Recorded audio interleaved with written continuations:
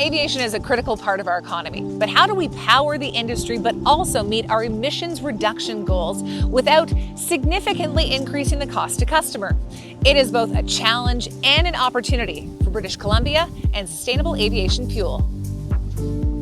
Experts in SAF, the airline industry, and Parkland gathered for the Greater Vancouver Board of Trade's panel, tackling this topic and how the business community, government, and consumers can make this opportunity take off in BC. So last year, the Burnaby Refinery chalked up a first for Canada because they successfully produced sustainable aviation fuel for the first time in our country. And the time is right for BC to seize an opportunity to create a sustainable aviation fuel market right here in the province. Right now, SAF is not being produced in Canada, and other countries like the US have competitive incentives to make production commercially viable. The biggest challenge is it's more costly than jet fuel, kerosene. So I think you need that policy driver.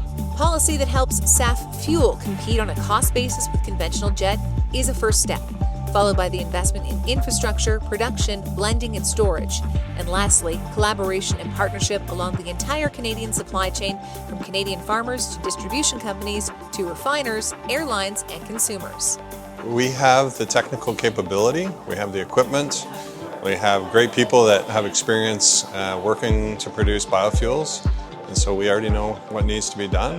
We just need to have the economic incentives to continue doing it. We often hear that aviation is one of the hardest sectors to decarbonize, but SAF gives us a solution today that works in existing aircraft without modification and without waiting for new technology.